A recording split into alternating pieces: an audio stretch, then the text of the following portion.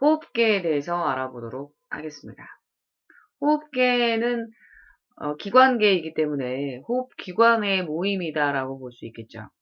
그럼 호흡기관에는 어떤 것들이 있을까요? 일단 이렇게 산소가 들어갈 때 코를 통해서 들어가게 되죠. 그럼 이 코도 하나의 호흡기관이 되고, 그다음 여기 들어가는 길이 있는데 이것이 기도, 또 기관 같은 말입니다. 기관이 되고, 그다음 여기에 지금 가지를 치고 있는데 이것이 기관지가 됩니다. 가지 지자를 써서 또 다시 이렇게 가지가 더 가늘어지고 있죠. 이게 가늘어진 기관지를 세기관지라고 합니다. 가늘 세자에 기관지란 뜻이죠. 쭉 더 들어가게 되면 이렇게 폐포라고 하는 포도알 모양처럼 되어 있는 이 모임이 있죠. 여기에 이 폐포는 모세혈관이 이렇게 싸고 있습니다. 그래서 모세혈관 안에 혈액이 흐르고 있고 혈액 안에 적혈구가 있는데 이 적혈구가 산소를 운반하게 되죠. 근데 이 산소는 여기 자세히 보면은 적혈구 안에 이렇게 헤모글로빈이 들어 있습니다. 헤모글로빈과 같이 결합을 해서 산소 헤모글로빈의 형태로 목적지까지 가게 되어 있습니다. 자, 그렇다면 산소가 우리 몸 안으로 들어갈 수 있는 것은 어떠한 물리적인 힘에 의해서 가능할까요? 만약에 이렇게 코를 틀어막게 된다면 당연히 코를 통해서 산소가 들어올 수 없겠죠. 하지만 이렇게 우리가 자연스럽게 산소는 호흡을 통해서 안으로 들어오게 됩니다. 그리고 이제 이렇게 세포까지 도달을 하게 되는 거죠. 그리고 이산화탄소는 밖으로 나오겠죠. 그렇다면 왜 산소는 주로 안으로 들어가고 이산화탄소는 밖으로 나오게 될까요? 뭔가 분명히 이것이 가능하게 하는 물리적인 힘이 존재했을 때 가능하다라고 볼 수 있는데, 자, 이 원리를 좀 알아보도록 하겠습니다. 자, 이렇게 공기가 들어가고 나오고 하는 과정인데, 여기를 잘 보게 되면, 여기 폐포가 있고, 이 폐포를 모세혈관이 싸고 있는 거죠. 자, 이걸 좀 확대해서 보게 되면은, 아까도 봤지만, 이런 식으로 산소가 들어가고, 네, 이산화탄소가 나오게 되는데, 여기 지금 보면은, 여기 색깔이 약간, 이 혈구의 색깔이 달라지고 있는 걸 볼 수 있죠. 여긴 조금 어두운 색깔이고, 여기는 밝아지고 있습니다. 그러니까 산소를 받게 되면 혈액이 바뀐다는 걸 말을 하는 건데, 이산화탄소는 내보내고 산소를 받게 되면 이 혈액의 색깔은 선홍 색깔로 바뀌게 됩니다. 자, 그런데 이건 지금 이제 분명히 모세혈관이긴 하지만 이 혈관이 쭉 안으로 들어가게 되면 점점 이제 두꺼워져서 몸 안에 심장과 연결되게 됩니다. 자, 그래서 이거를 전체적인 모식도로 나타내면 이런 형태를 하게 되죠. 이게 지금 폐포의 상태이고 모세혈관이 쌓여져 있겠죠. 모세혈관이 이렇게 쭉 굵어지게 되면 나중에 이런 형태로 이제 가게 됩니다. 그래서 이 지금 이런 식으로 혈관이 분포가 돼 있다고 할 때, 이 지금 빨간색 부분은 산소를 의미하고, 이 파란색 부분은 이산화탄소를 의미합니다. 근데 여기에서 꼭 알아두어야 할 부분이 혈관의 이름인데, 이 혈관이라고 하는 것을, 이름을 붙이는 것은 무엇이 기준일까요? 바로 심장. 심장이 기준이 됩니다. 만약에 심장 안으로 들어오는 혈관이면 정맥이 되죠. 그러니까 이게 정자가 고요할 정자인데 크게 힘이 들지 않고 자연스럽게 그냥 안으로 들어오게 되죠. 반면에 동맥은 심장에서 이렇게 나오는, 그러니까 심장에서 이 피를 팍 밀어주게 되면 그 피가 역동적으로 나오기 때문에 이 심장에서 나오는 혈액이 흐르는 혈관은 동맥이라고 말을 합니다. 자, 그러면 이 혈관, 여기 이 부분의 혈관의 이름은 정맥일까요? 동맥일까요? 혈액이 들어오고 있죠. 심장으로 들어오고 있으니까 정맥이 되겠죠. 그런데 그렇게 치면 정맥이 너무 많겠죠. 심장으로 들어오는 혈관들이 많이 있으니까. 그러면 이제 이름을 조금 구체적으로 들어오는 게 정맥이긴 한데 어디에서 들어오는가를 보면 이 혈관의 이름을 구체적으로 정할 수 있게 됩니다. 이 혈관의 이름은 폐에서 일단 심장으로 들어오고 있죠. 정맥은 정맥인데 앞에다가 폐정맥, 네, 시작점을 적게 되죠. 자, 반면에 지금 이 부분은 심장에서 나가고 있는 혈관이니까 동맥이 되겠죠. 동맥은 심장에서 나간다 라는 의미를 갖고 있죠. 근데 어디로 나가는가? 목적지가 있겠죠. 동맥의 경우에는 앞쪽에다가 목적지를 쓰게 됩니다. 동맥은 동맥인데 몸 전체로 되게 스케일 있게 나가다 보니까 큰 대자를 써서 온몸으로 나가게 하는 이 혈관은 대동맥이다 라고 말을 합니다. 그래서 이 대동맥을 타고 다량의 피가 밖으로 나가서 온몸의 세포로 갈 수 있게 되는 것이죠. 그래서 여기에 산소가 세포로 공급이 되고 그 다음에 여기에서 만들어지는 노폐물인 이산화탄소를 가지고 다시 이렇게 폐 쪽으로 이제 가려고 하고 있습니다. 일단은 심장을 경유해서 가기 때문에 일단 여기에 지금 이렇게 들어가는 심장으로 들어가고 있기 때문에 정맥이겠죠. 정맥인데 앞에는 어디에서 왔는가를 붙여야 하는데 지금 몸 전체에서 오고 있는 혈관이다 보니까 이것은 대정맥이 된다라고 볼 수 있죠. 여긴 지금 이산화탄소가 많기 때문에 이 이산화탄소를 지금 내보내야 되겠죠. 이산화탄소를 내보내기 위해서 폐로 가게 됩니다. 이것은 지금 심장에서 나오고 있는 거죠. 나오고 있으니까 이것은 동맥인데, 자, 일단 동맥이라고 하는 것이 일단 심장에서 나온다. 그럼 목적지를 앞에다 붙이면 되죠. 그러면 폐로 가고 있기 때문에 폐동맥이 된다라고 볼 수 있죠.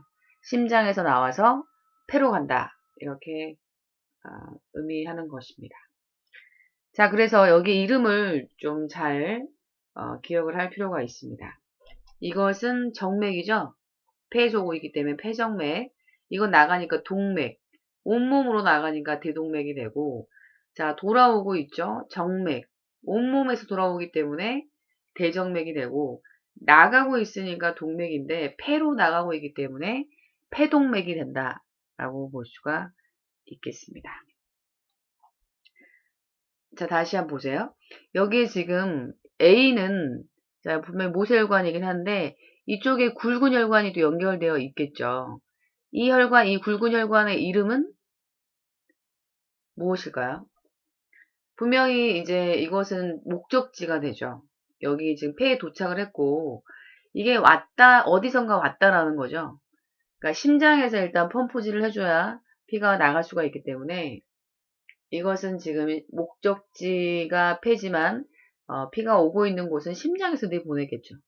그러니까 심장에서 나오고 있는 혈관이고 폐에 도착한 혈관이기 때문에 심장에서 나오니까 동맥이고 폐로 오고 있기 때문에 폐동맥의 연결 부위라고 볼 수가 있겠죠. 이제 산소를 받아서 이산화탄소를 버리면 혈액의 색깔이 바뀌면서 자 이제 심장으로 들어가게 되죠. 들어가니까 이것은 정맥이 되죠. 근데 이제 정맥이라고 하는 것은 심장으로 들어간다 라는 의미를 갖고 있고 어디에서 들어가는가 라고 하는 것을 붙였을 때 폐정맥이 된다라고 볼 수가 있는 거죠. 그래서 A는 폐동맥이 되고 B는 폐정맥이 되죠. 그리고 이 공기의 산소, 자, 이렇게 여기에서 바깥쪽으로 나가는 것은 이산화탄소가 될 테고 안으로 들어오는 것은 산소가 되겠죠. 네, 이 그림도 조금 어떠한 혈관이 연결되어 있는지를 기억하시기 바랍니다. 자, 그렇다면 기체 교환의 원리를 알아야 하는데, 자, 혼합 기체에서 각 기체가 차지하는 압력, 이것을 무엇이라고 하는지를 좀 알아야 기체 교환의 원리를 알 수 있습니다. 이것은 분압, 나눌 분자의 분압이라고 합니다.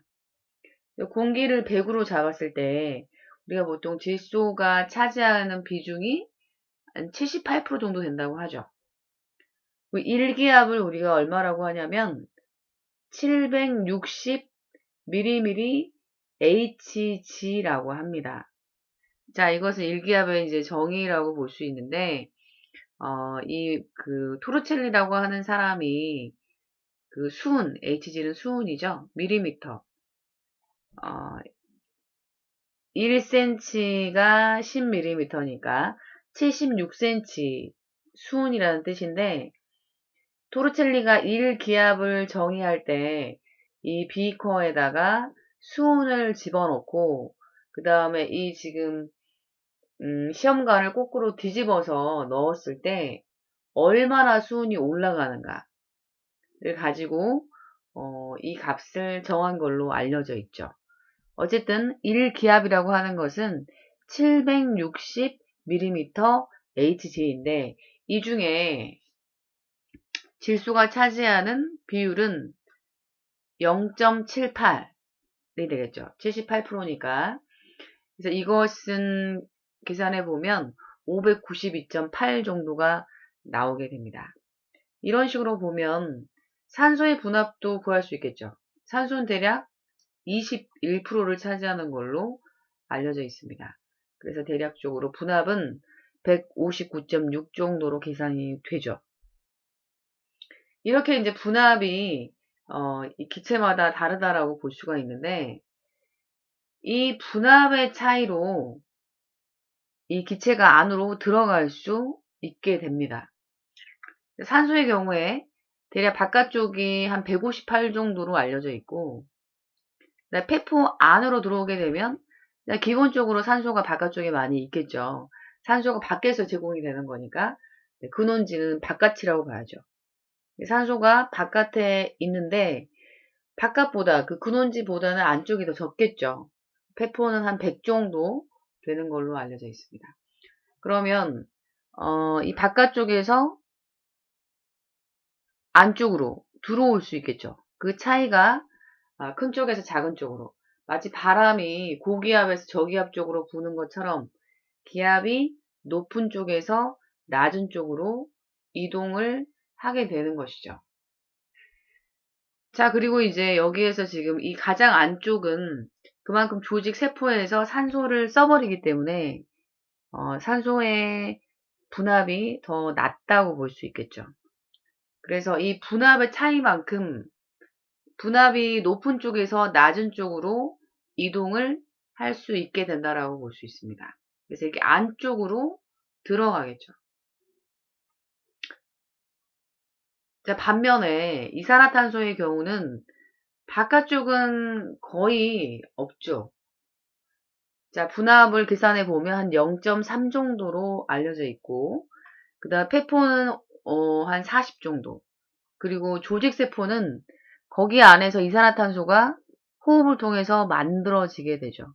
한 60 정도 된다라고 봤을 때, 이 방향은 안쪽에서 바깥쪽을 향하게 된다라고 볼 수가 있겠죠. 그러니까 농도가 높은 쪽에서 낮은 쪽으로 가는 것을 확산이라고 하죠. 근데 이건 전체의 어떤 기체의 압력차가 아니라 각각의 기체의 압력의 차로 이동을 하고 있기 때문에 이런 것을 분압차라고 말을 합니다. 그래서 분압차에 의한 확산이다라고 말을 할 수가 있겠죠. 그래서 자, 여기에 지금 아까 말했던 이 부분은 지금 폐로 들어오고 있죠. 다시 말하면 심장에서 나오고 폐로 들어오는 거니까 심장에서 나오면 동맥이 되죠. 폐로 지금 오고 있기 때문에 이것의 이름은 폐동맥이 될 테고, 이것은 심장으로 들어가고 있기 때문에 정맥이고 폐에서 들어가니까 폐정맥이 된다라고 볼 수가 있겠죠. 그래서 이렇게 안으로 들어갈 수 있는 것은 기본적으로 이쪽이 더 산소가 더 많기 때문에 가능하다라고 볼 수 있죠. 이렇게 들어갈 수 있는 것은 마치 이렇게 농도가 진한 곳에서 옅은 쪽으로 이렇게 퍼져나가는 이런 것을 확산이라고 하듯이 이것도 확산의 원리에 의해서 산소가 안으로 들어갔다라고 볼 수가 있겠죠. 그래서 이 지금 기체가 안으로 들어갈 수 있는 이유는 산소가 분압차에 의한 확산이다라고 말을 할 수가 있겠네요. 자, 조금 더 궁금한 사람들을 위해서 그 원리를 다시 조금 디테일하게 보도록 하겠습니다. 자, 여기 지금 폐 산소 분압을 100이라고 보겠습니다. 네, 이쪽에서 지금 산소가 적은 상태, 그러니까 온몸을 돌고 심장에서 지금 산소가 적고 이산화탄소가 많은 혈액이 오고 있겠죠. 그래서 산소의 분압이 40인 정도의 이 혈액이 왔다고 가정을 해볼게요. 그러면 여기에서 분명히 이게 분압차가 형성이 되죠. 그러니까 이쪽에서 이쪽으로 들어오겠죠. 결과적으로 이것과 이것의 차이에 의해서 이 산소가 안으로 들어온다라고 볼 수가 있죠. 그러면 자, 이쪽은 폐정맥이 될 텐데 산소를 받아서 들어가겠죠. 여기에 지금 보면은 이렇게 들어오는데 사실 여기가 이게 막혀 있는 게 아니라 우리는 바깥과 연결되어 있기 때문에 얘가 들어가도 다시 또 이게 보충이 된다라고 볼 수 있죠. 이게 또 들어가고 또 들어오고 이런 식으로 한다고 치게 되면 결국 몇 개까지 여기가 안으로 들어갈 수 있을까요? 맥시멈으로. 물론 시간적으로 여유가 없기 때문에 들어갈 수 있을 때까지 다 들어가는 건 아니지만 최대한 많이 들어갔을 때를 한번 생각해 본다면 얼마까지 들어갈 수 있을까요? 여기가 10개라면 여기도 10개까지는 들어갈 수 있겠죠. 근데 여기가 9개, 여기가 뭐 11개 이렇게 될 수는 없죠. 농도를 역행할 수는 없다고 봐야 됩니다. 그래서 최대한 같아질 수는 있겠죠. 여기의 값은 맥시멈 100까지 될 수도 있죠. 물론 이제 그거보다 더 적게 사실은 산소를 받아서 워낙 시간적으로 그렇게 길지가 않기 때문에 100보다는 같거나 적거나 이런 상태로 산소 양을 갖고 들어간다라고 볼 수 있습니다. 가끔 그림에서 여기의 분압과 여기의 분압이 같은 경우가 있는데 이런 원리에 의해서 같아진다라고 하는 것을 이해하면 될 것 같습니다. 가끔 뭐 여기 95 뭐 이 정도가 되죠. 90, 95. 여기에서 이제 들어가긴 들어가는데 완벽하게 뭐 맥시멈까지 가지 않는 경우도 있다라는 거죠. 자, 여기에 지금 조직세포의 경우에, 자, 여기가 지금 목적지라고 볼 수 있는데, 조직세포가 이제 40인 상태라고 여기서 볼게요. 계속 써버리는 상황이라 산소의 양이 많지 않겠죠. 자, 그러면 여기 지금 산소를 아까 폐에서 받아서 100으로 가지고 왔다고 가정을 해보겠습니다. 그러면 여기에 지금 분명히 분압차가 형성이 되기 때문에 여기 안으로 들어가겠죠. 자, 그러면 확산이라고 하는 것은 많이 들어가야 자, 이것과 지금 이제 같아지는 상황까지 가겠죠. 자, 일단 이렇게 들어가는데 얘가 또 다시 써버리겠죠. 계속 이렇게 들어갑니다. 들어가게 되면 얘는 지금 얼마까지 들어갈 수, 맥시멈 얼마까지 들어갈 수 있냐면 이런 식으로 40까지는 낮아질 수 있겠죠. 계속 줄 수 있죠. 하지만 여기가 30이 되고 50이 되는 경우는 불가능합니다. 왜냐하면 확산이라고 하는 것은 에너지를 쓰는 것이 아니기 때문에 농도를 역행하면서까지 주지는 않는다라는 거죠. 그래서 여기 값이 주고 나면 최대한 주고 나면 한 40까지 떨어지게 됩니다. 그러니까 여기 부분보다는 분명히 높다라고 보겠죠. 네, 그래서 여기가 지금 40이고 여기는 40보다 약간 높은 여기는 이제 40 이하의 상태라고 볼 수가 있겠습니다. 자, 이거 뭐 헬이라고 하는 것은 여기 헤모글로빈이 이 산소를 이렇게 보내는, 떼내는 뭐 이런 거 셀이라고 하는데 지금은 거의 이런 단어가 나오지 않기 때문에 몰라도 될 것 같습니다. 어쨌든 간에 여기 이 산소 조직세포의 산소 분압이 여기보다는 클 수는 없다라는 거죠. 네, 이것이 줄 때 여기보다 더 많이 되게끔 여기 부분이 여기가 40, 40까지는 가능하지만 여기가 30, 뭐 50 이렇게 되지는 않는다라는 거죠. 그래서 맥시멈이 이제 40이기 때문에 여기 부분은 항상 여기보다는 낮다. 같거나 낮거나 40으로 같거나 그 이하가 되고 여기는 40보다는 더 이상이 된다라고 볼 수가 있겠죠. 자, 그래서 이런 식으로 이런 그림이 이제 그것을 의미하게 된다라고 보시면 됩니다. 여기 지금 산소가 40 이하이고 여기는 40이죠. 네, 이것보다 이것이 더 작을 수는 없다라는 거죠. 자, 어쨌든 간에 여기에 중요한 부분은 이렇게 지금 산소의 분압이 어, 점점 이게 작아지죠. 네, 이건 물론 뭐 작아졌다라고 하기엔 좀 그렇지만 여기 산소가 이렇게 적은 상태에서 산소를 받아서 이게 이제 이 피가 오게 되면 여기 산소를 받아서 이 분압차에서 받아가지고 이렇게 가서 여기에도 제공을 하게 되는 것이죠. 어쨌든 이 양이 여기를 비교했을 때 점점 작아지고 있기 때문에 확산에 의해서 들어갈 수 있다라고 볼 수가 있고 여기는 이산화탄소의 경우는 여기에서 만들어지죠. 근원지가 가장 많겠죠. 여기가 많은 상태이고 얘보다 지금 여기 부분이 자, 이산화탄소가 지금 적은 상태인데 얘가 이렇게 주겠죠. 60에서 40이니까 이렇게 가겠죠. 네, 이렇게 주게 되는데 그래서 주게 되면 한 50 정도로 지금 가고 있는 걸 볼 수 있는데 여기 부분이 여기가 지금 뭐 40, 50이 왔는데 여기가 더 낮은 상태 이거 여기가 더 높은 상태가 될 수는 없겠죠. 여기가 지금 60인데 여기가 70이 되거나 이럴 수는 없다라는 거죠. 확산이기 때문에 여기 값보다는 여기가 같거나 낮거나 이렇게 돼야 줄 수 있겠죠. 네. 자, 그래서 어쨌든 값이 이렇게 지금 점점 작아지는 상태로 60, 또 40, 0.3 이렇게 해서 밖으로 나가게 된다라고 볼 수가 있겠습니다. 어쨌든 간에 이렇게 도착한 다음에 분압차에 의해서 이렇게 산소를 제공하게 되면 이렇게 여기에 산소를 세포가 이용해서 에너지를 내게 된다라고 볼 수가 있겠습니다. 자, 이런 그림이 가끔 나올 수가 있는데, 자, 이 그림을 이해할 수 있어야 되겠죠?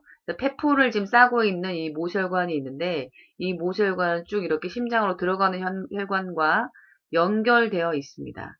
여기 혈관의 이름은 뭘까요? 자, 이거는 분명히 심장이 기준이 되니까 들어가고 있으니까 정맥이고, 폐에서 들어가니까 폐정맥이 되겠죠. 산소를 받아서 오니까 이렇게 선홍 색깔을 띠는 상태로 이렇게 가게 됩니다. 이 깨끗해진 피를 갖고 심장이 다시 펌프질을 해서 온몸의 세포로 주겠죠. 여기 부분은 나가니까 대동맥이 된다라고 볼 수 있고 그 산소를 주고 이산화탄소를 받아서 돌아오고 있죠. 여기 파란색 부분은 다 여기 안에 이산화탄소가 더 많고 산소가 적은 상태라고 볼 수가 있겠죠. 자, 그래서 여기 지금 산소의 분압은 폐포와 모세혈관을 비교했을 때 여기가 더 컸을 때 산소를 줄 수 있겠죠. 또 그리고 이산화탄소의 분압은 이쪽보다 이쪽이 더 커야지만 이렇게 줄 수 있겠죠. 그래서 네, 여기 먼저 볼까요? 자, 여기 지금 산소를 봤을 때 모세혈관 여기가 이것도 모세혈관이고 여기가 지금 조직세포인데 이 모세혈관 안에 들어있는 산소의 분압이 여기보다는 컸을 때 줄 수 있겠죠. 자, 이산화탄소의 경우는 반대가 되겠죠. 자, 일단 폐포가 더 작아야 이 모세혈관에 줄 수 있겠죠. 또 그리고 이쪽에서 보게 되면 모세혈관이 더 작아야 여기가 더 많고 작아야 이렇게 줄 수 있겠죠. 결과적으로 그래서 폐포에서 모세혈관 쪽으로 가는 것은 산소가 가게 되죠. 이 모세혈관에서 쭉 가서 다시 이제 여기 조직세포로 산소를 줄 수 있게 되는 것이죠. 분합차에 의한 확산에 의해서 이산화탄소는 반대로 이렇게 가게 된다라고 볼 수 있습니다. 자, 원리를 잘 이해해서 정리를 꼭 하시기 바랍니다. 그래서 우리가 지금 보면은 이렇게 지금 이게 헤모글로빈의 모습인데 여기 철이 있고 산소와 이렇게 이제 철이 헤모글로빈 중심 원소가 철인데 산소와 결합을 점점 할수록 이렇게 색깔이 밝아집니다. 그래서 산소와 결합을 하게 되면 선홍색을 띠는 이유가 하나의 산화철 같은 형태가 만들어져서 붉은 색깔을 더 띠게 된다라고 볼 수가 있겠습니다. 자, 이렇게 해서 호흡기에 대해서 알아보았습니다. 원리를 잘 이해해서 꼭 정리하시기 바랍니다. 수고하셨습니다.